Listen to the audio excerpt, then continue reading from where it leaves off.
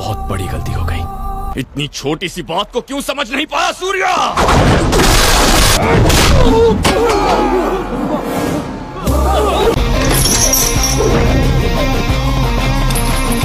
जिंदा दफना दूंगा तुझे।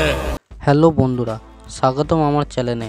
আজ আমি রিভিউ করব 2016 সালের Telugu action drama movie son of Satyamurthy 2, যার আসল নাম হাইপার, যেটা পরিচালনা করেছেন কৃষ্ণরম এবং মুখ্য চরিত্রে আছেন রাম পথেনেনি।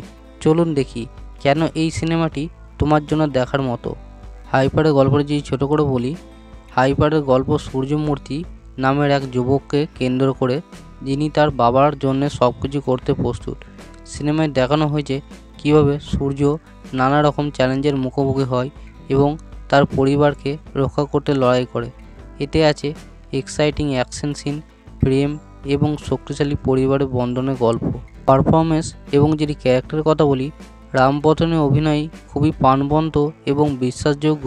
তার কারিশমা এবং এনার্জি পুরো সিনেমা জীবন্ত করে তোলে। সাথে রাশি খান্নার অভিনয় খুবই মিষ্টি এবং প্রাকৃতিক।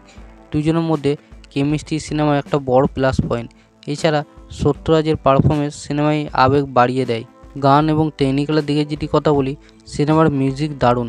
দেবীশ্রী প্রসাদ সুরগুলো হৃদয় ছুঁয়ে যায়। অ্যাকশন সিনগুলোতে ক্যামেরার কাজ এবং এডিটিং খুবই সুন্দর, যা উত্তেজনা ধরে রাখে। লোকেশানগুলো খুবই চমৎকার।